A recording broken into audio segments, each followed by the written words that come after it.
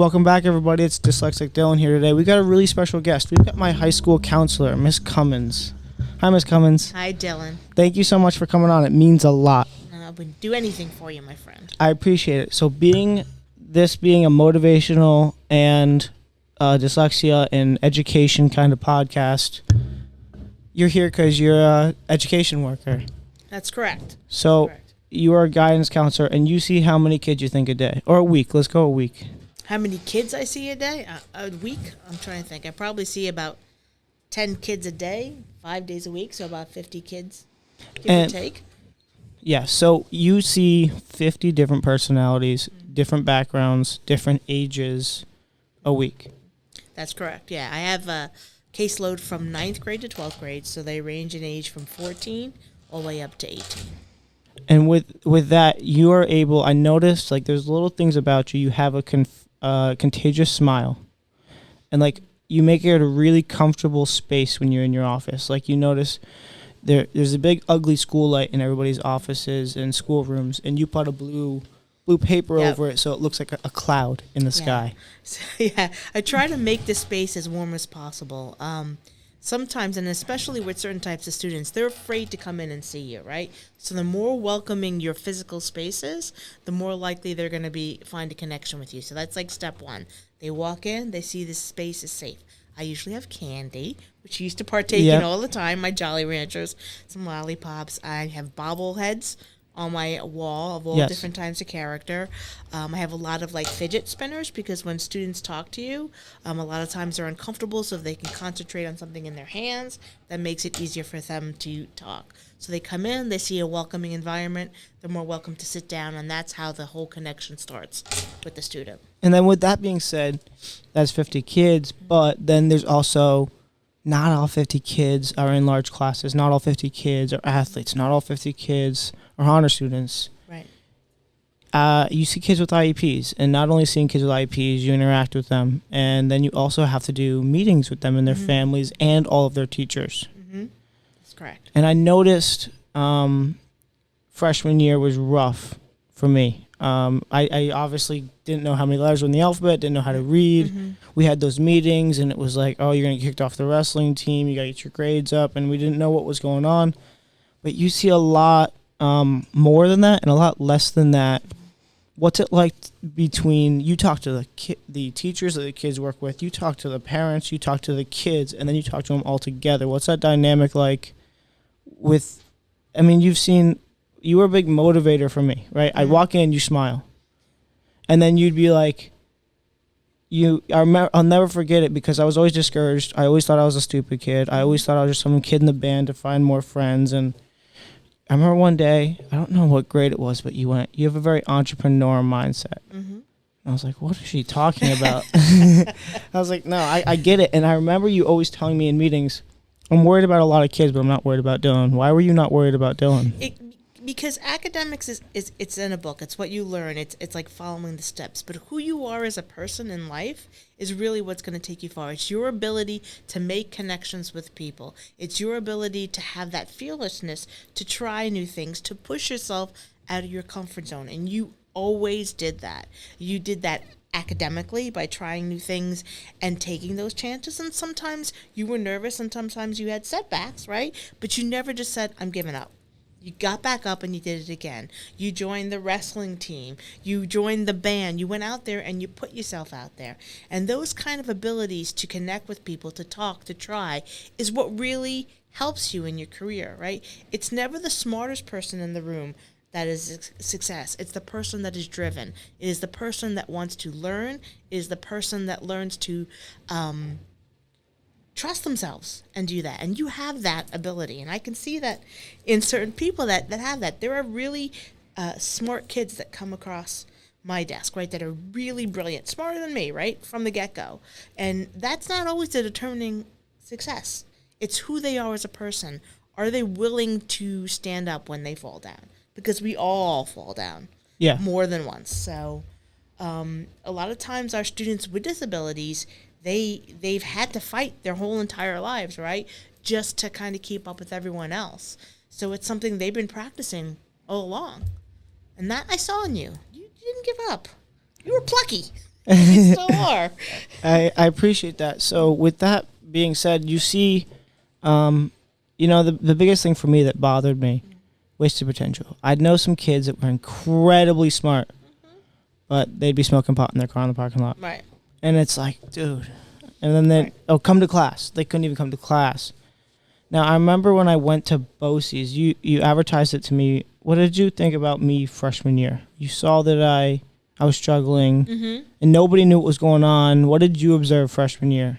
Well, you couldn't find your way. Like, you didn't know exactly how you fit in because you didn't feel comfortable in the classroom.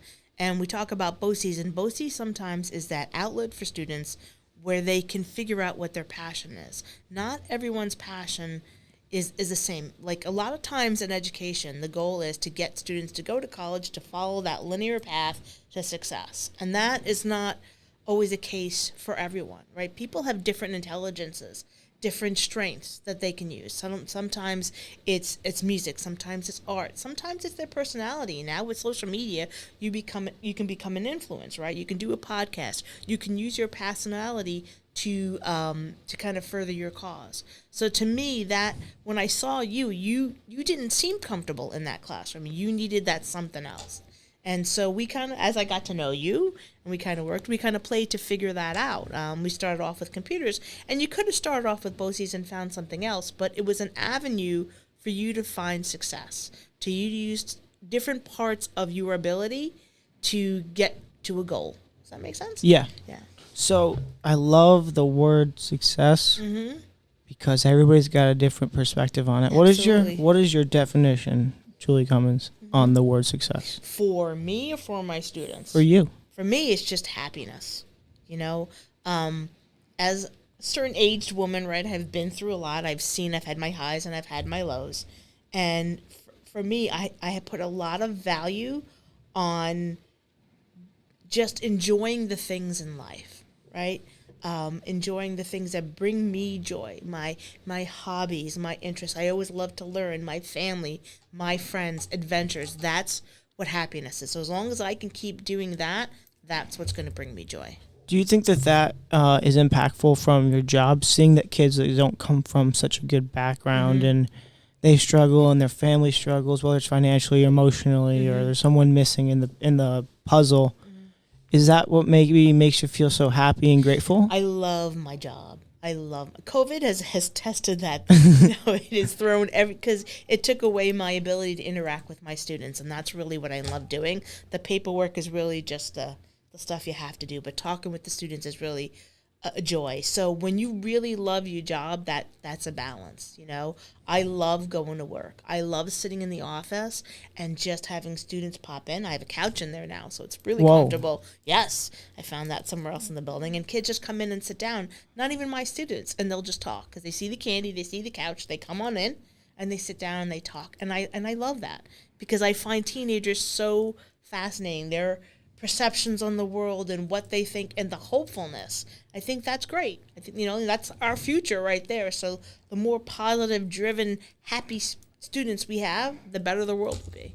And you are a mother of two beautiful children. I like to call one Squidward. Yeah, Squidward, yes. And Katie. Were you a teacher when they were born?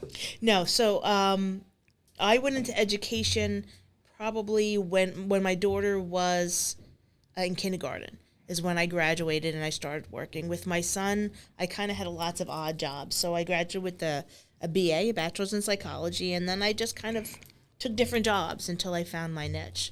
And then when I finally figured out that I wanted to work in a school, I went back, I got my master's, and by the time I graduated, my daughter was in kindergarten. So no, I wasn't in education when they were little. For 90% of their educational career, not counting college, you were a school worker. I was, yeah. Did that impact the way you raised them and what you put them around? Oh, yeah. And for good and for bad, right? So for good in the fact that I was really dialed into the district, what was offered, what to do, like to help them with their plans, whether it's picking their classes or getting them off to college or jobs or whatever it is. I was really dialed in. So that was great. The bad thing is I saw how certain things led kids astray, right? So a lot of times I was constantly worried, I'd see my kid do something innocent And I'm like, oh my God, are they going to be going down this dark path, right? It's like knowing how things can really go badly. And sometimes when kids do something, it's just normal adolescence. And sometimes it's a stepping stone to something else. So that would be the negative side. But I think mostly it's positive. I was connected. I knew what was going on, especially when we got to the high school. I knew the other students. I knew the teachers. I knew the clubs. I kind of knew how to guide them. What's one of the biggest life lessons you've learned from working with kids? You got to be open-minded, right? And you have to find humor in things. Students, I always say, have a really good, can I say, bullshit meter, right? Like they understand if you are authentic. So if you go into a room with someone and they're with a student and you're just like being that fake happy, they know, right? So honesty and happiness and being authentic and yourself is really a great way to develop connections with people. So to me, that's the best thing that I've learned, is to always just truly be myself and accept people for who they are. There's always a backstory. With everyone you meet, there's always a backstory.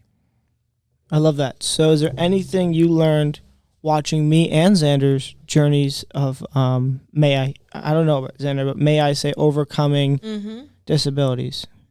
The two of you, in all the years that I have been doing this, the two of you had the best support system at home. You had parents that were with you, that got you the support that you need, that picked you up when you were down, were frustrated. They worked with me. They worked with your teachers. They were your biggest cheerleaders. And that's great, because I did it in the school and they did it at home. And so you had it in all avenues. And I hope that was one of the key reasons why both of you are successful now, that you are feeling that just because it's a little bit, I look at things a little bit different and it may be a little bit harder for me from get to point A to point B, doesn't mean that I'm a bad person or I'm not worthy or I'm not smart enough. So I think that was a great that you had that support at home. And they worked great with me, because I don't always get to see everything, so they can fill me in when you guys weren't being completely honest with me about certain things. Exactly. Which happens, right? Yeah, as kids do. So being in education, you are also, there's things like field trips and there's things like football games and basketball games, and then there are, the word is chaperone, yeah? Yep. Is it cool to be, like, it's like a community, like the people you work beside, is it like a good family? Is it a good, like, atmosphere? Right, with my colleagues and coworkers, yeah, you have to work as a team. You have to work as a team. You know, there's an old saying, it takes a village. Well, it's the same thing in education. It isn't only just the teacher that teaches. It's the teacher in conjunction with the counselor and the social worker and the administrator and the secretaries. I mean, we all work as a team. And the team that I work with, they all really, truly care about the kids. It's not that fake stuff. When a student is having trouble, to like, I locked my keys in the car, like, my secretary, she'll just step up. I'll get the SRO, the police officer. Everyone's willing to help, and we always put the needs of the kids first. And that's not just something I'm telling you. That's the honest truth. And I think as long as you have that, it's great. And we laugh. We have to laugh. You have to laugh. Because it is stressful. I mean, some of the things that we see and hear, it's heartbreaking. So you have to have that sense of humor. So with being in education, what is your perspective or belief on college versus not college?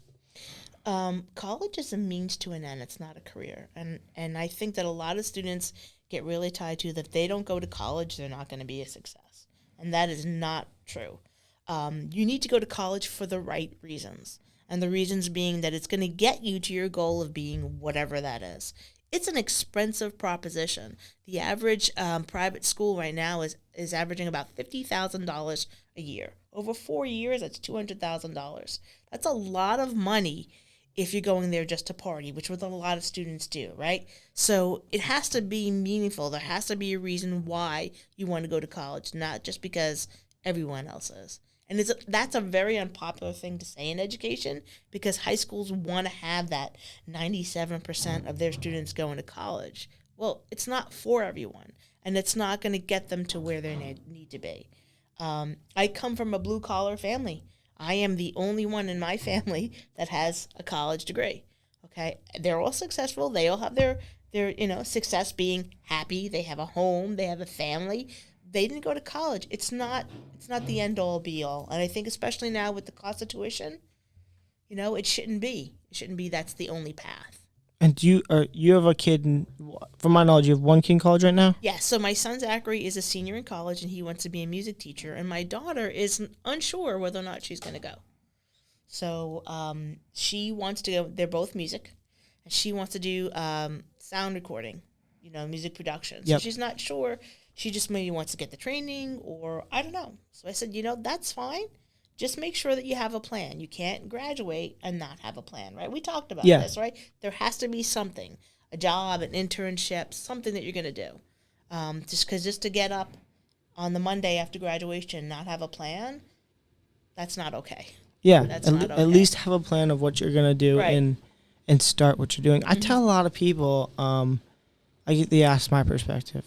What is my perspective on college? Do you believe in it? Do you not believe in it? And I say, if a kid goes, I don't know what I'm doing, but I want to just figure it out, so I'm going to go. I don't believe or agree with that. I believe if you don't know what you want to do, take a year off from work. Because, I did a year of working, and I learned, I can honestly say, learned way more in that last year than I did all my academic career. That's a really unpopular statement, too. Everyone is like, well, then go to a 2-year school. Because I work and live in the same district, I see my students that go off to a college or a 2-year school that don't really want to go, but they figure that's what they have to do. They come back. They're not there. After like a semester or maybe a year, a lot of them don't stay. And we don't see that. Like, I don't think that administration understands that. Yeah, we're sending all these, we're sending 80% of our students to school, but how many of them are actually truly staying there? How many actually wanted to go or just were under the impression they had to go because there's no other choice? And if you've obviously had students that go, well, I don't know what I'm going to do. I'm going to go to college. Or, well, I don't want to go to work because I'll be judged. Because I used to think that I was too stupid to go to college. I wasn't smart enough. That's a cool kids club. Right. What would you tell a kid who goes, that's a cool kids club, I'm not smart enough for that, I'm going to go to work, and then put his head down about it? Yeah, I would kick him in the butt. Do you remember discussions we used to have when you said, well, maybe I'm going to go in the military? And I said to you, do you want to go in the military? And you're like, no, but I don't know what else to do. I said, well, don't go in the military. Nothing against people who've gone into the military. Don't go into the military if that's not what you want, right? I said, we can find a different avenue for you. So I would tell the students, like, a lot of them don't want to tell me that they don't want to go to college. But a lot of times when I meet with my seniors, I tell them, listen, you don't have to go, but you have to have a plan. So if that's not what you want to do, let's look and think outside the box. What else can we do? So, it depends. But a lot of them, it's pressure from the parents, too, forcing them to go. So, and when it comes to that, I have to always say, like, I'll give them my opinion. But again, I can't in good conscience say, don't listen to your parents. I have to say, like, okay, listen to what they say, but don't forget that you have a voice and that this is your life. So have that conversation with them that maybe you don't want to go or maybe you want to try this. Yeah. So with me, I don't know. You probably know more than I do. I remember looking back, there would be in some meetings, my tutor, my parents, you, my teachers, and then one other person. I forget her name, but she was like an advocate for the support that was needed. I remember that she was there, but she was always quiet. What would go on behind the scenes when we were not in meetings? Because you guys had meetings. What was the purpose between a teacher, admin, tutor, parent meeting without the child? I don't like those. I feel like we're talking about someone's future in classes without the person there who's actually going to live it. But in instances where the student isn't there, a lot of time it's a discussion on what we think is best for the student, whether that be what classes, what kind of supports, how that student is doing, where we might see future struggles depending on whatever his schedule is. And again, I don't feel that that's beneficial because it's the student that actually follows the schedule. It's the student that has the difficulties. It's the student that's going to be the person that can articulate what it is that they need from the people that are there to support them. So having a meeting without the student, to me, is not beneficial. But some parents don't want their students in there. They don't want them to hear what the plans are or what their, what issues there might be. And I feel like that's wrong. It's you. You should know what's going on, Yeah. So with a kid struggling with a disability and he's in school, we'll go middle school, high school age, and he not knowing what to do, but he's incredibly frustrated and the parents are frustrated. What is something that you would tell them? I sit them down. We try to find out exactly what's frustrating them, right? So sometimes you need the help of a teacher, and sometimes you need the help of a social worker, and sometimes they just need to know that sometimes we struggle and that's okay. Okay? And not understanding geometry, which I don't understand, doesn't mean that you're stupid. It just means that that's not your forte. That's not your strength. Your strength lies elsewhere. So if you're struggling in this, let's try to find something that gives you some that makes you feel good about yourself, whether that be music or a different type of class or something that helps you find your passion and your intelligence. Because I truly believe that everybody has that. And for some people, it's just social. Like I'm able to talk to people and do stuff, and that's their strength and their passion and their intelligence. Okay, we in education, we like to put people in boxes, and they have to fit in those boxes. And that's not life. When you're dealing with people, there's no box. There should never be a box. We're all different. I love that. So there are 9 different types of intelligences. Mm-hmm. So I also don't believe in the word impossible because nothing is, but it's also impossible to not be smart in some aspect. Because we all have different types of intelligences, and we can all have the power to do what we want. It's if you hide behind the fear of what others will think. I'm gonna be completely honest. I wanted to do this in high school.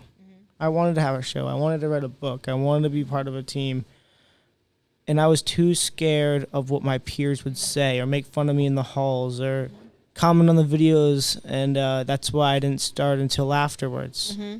So I understand if anybody's like afraid or nervous about what people think. But like you said before, it doesn't matter what they think because it's their life. It's whoever's life it is. So if you're in a meeting talking about them, they should be there. It's them. Right. And a lot of times what you're talking about, Dylan, it's like immaturity. When you're in high school, you think that you are this mature adult, and you're not. Like, that fear of what other people are going to think is really peaks, right, in high school. Because the goal of high school is to kind of fit in and to not be marginal, to not be that outcast, or to be with the cool kids or whatever it is, to not be the one that's left out. So I can understand that fear. And then you realize that when you graduate, that life is not like that, right? The people in your life are supportive of you and love you. That's why they're in your life. So some of that fear naturally falls away. So I'm happy that you kind of took that chance, and I'm sorry that you felt like that in high school and that you felt like marginalized and that you couldn't do something that you're interested in. That's my goal, is to make to push kids to push past that fear, right? To try that little bit and take a chance. What would you tell a kid who just found out he's got severe dyslexia and is just starting the journey that I did? That it's definitely doable. That high school is doable, and that there are people in the building that can help them find strategies and help them achieve success and not to give up. Because there's always going to be obstacles in life, always. Life is not easy. We always struggle, and we learn best, and we sometimes do best when we have to overcome something. And that goal that we get to is so much sweeter when it takes struggle to get there. If it's easy, then we kind of take it for granted. Like you were saying before, right? The really smart people who don't go to class, who sit in the car and do nothing because they don't have to work to get to that end goal. So they don't put value in it.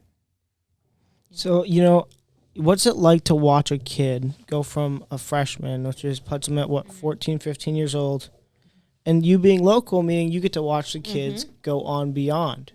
What is that like? I love it. You do? One of my favorite days, graduation day, when they're out on the field and they're in their cap and gowns and they have this sense of accomplishment. Look what I did. I graduated in 4 years. And they have this whole future in front of them. And that smile on their face, that's one of my favorite days. Hands down, one of my favorite days. Because I get to see that young kid become an adult, a young woman or a young man. So I love that. I'm going to out myself. I went home after graduation and I just cried. You did? I did. Why? Because, going from freshman year, not knowing how many letters there were in the alphabet, knowing that I was stupid, staying back in algebra, being in the small classes, being called the stupid kid for so long, and then to do everything I did and come back that sophomore year. You remember when I came back sophomore year and everything changed? I did that. I threw my summer away. I did tutoring. I learned the alphabet. And I came back with, oh no, I've got more to give. I'm worth more. I can do more. I'm not stupid. I started getting offended about being called stupid. But when I got to hold, it wasn't a diploma, but when I had the cap and gown on and I knew I earned the diploma and I was given the book, well, I was marginalized, so I didn't want to. I wanted to be. Men aren't supposed to cry in public eye, I guess. But it was We'll work on that. Yeah. I did. I sat in my car and I just was like, we did that, and it was like the holy grail for me because it was the absolute impossible mountain. There was times when I was in school and I was, like you said, I was like, I'm gonna drop out and join the Army. I was in that mindset a lot. Senior year, remember we had lots of different conversations. I'm going to be a firefighter. Do you want to be a firefighter? No, but I don't know what else to do. Did you remember that? Yeah. And I'm like, well, okay. I'm all for you trying new things, but don't just settle. You can't just settle. No. You can't. Life is short and it's hard. You should enjoy it. You should do what you want to do because if you find a job that you love, they say it's not like working. It's more than that. It adds a balance. You spend a lot of your hours at your job. And if you're miserable, that's going to carry over into when you're not in your job. You're going to be miserable all the time. And I've seen that with people who hate their job. Not in education so much, but in my prior careers, they're miserable all the time because they're like, I got to go to work on Monday. And who wants to live like that? Who wants to live like that? No one. I know I don't. So my mindset now is I talk to 5 new people a day. Pay it forward to 3. And I don't judge anybody because my outlook on judgment is it doesn't make sense because there's 3 of us in a room. My definition of weird and your definition of the word weird wouldn't match. So if I were to judge you and call you weird, how would it make sense because it doesn't judge your perspective on that word? Exactly. So that stuff doesn't add up to me. So I don't do it. So I talk to 5 new people a day. I don't care how old you are, how young you are, how tall you are, the clothes you wear, and the car you drive, where you're from. I look at every conversation as an opportunity. I can talk to a complete stranger. Hey, I'm Dylan. This is what I'm about. Tell me about yourself. Everybody in their own story. You're your own hero. So tell me about that hero you know. I'm intrigued. There's a connection. There's somebody I know now. And maybe I'm. You know how hard it is to not learn something through a conversation like that? It's so incredibly hard. And then you play tennis with them. Oh, this is what I'm about. Really? Oh, I'm into that too. Oh, this is what I'm doing. What do you think about this? Then it becomes a relationship, and then you're both learning. But you do that to 5 new people a day. That's 6 people who have learned something and are more intelligent, more well-rounded through a conversation. And you never realize how much you touch someone's life, even with the simple act of saying hello every day, even with the simple act of having candy in your office.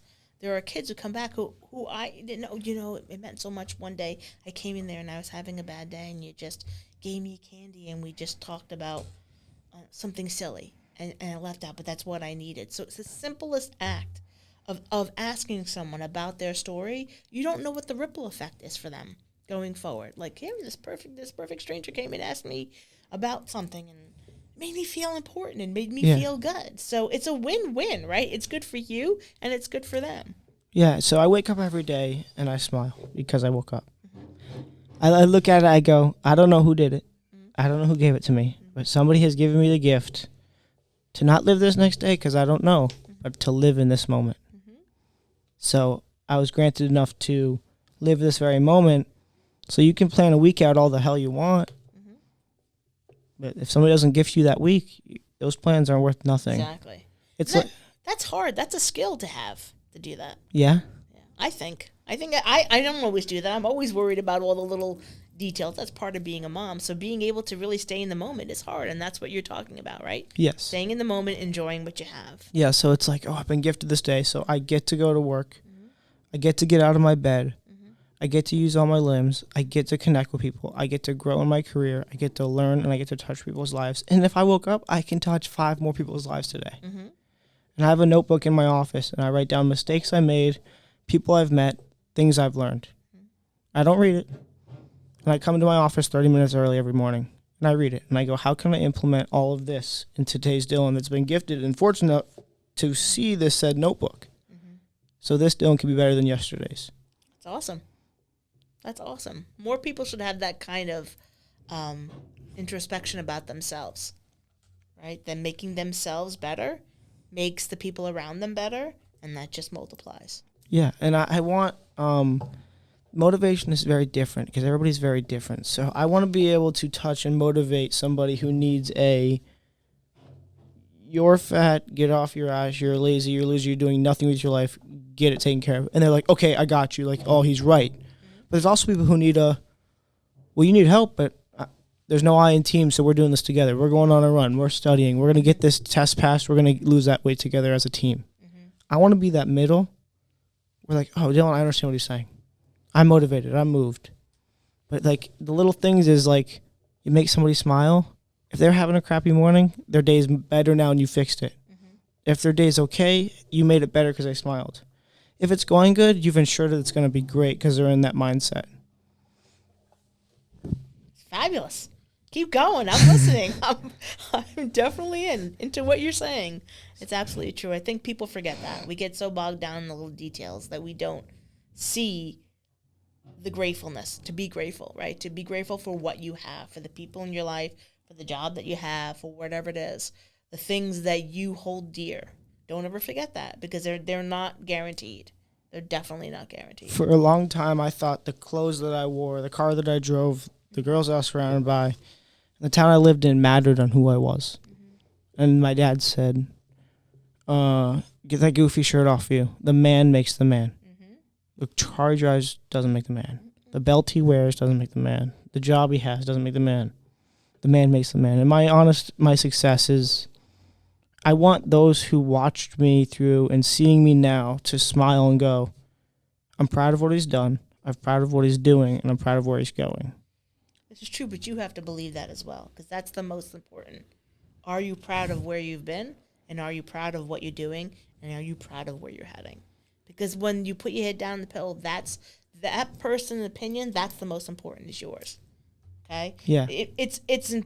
I understand the importance of having the people around you, but you're gonna grow and you're gonna move and eventually move out of your parents' house and be on your own. You are always with you, and the people that you in your life will sometimes change.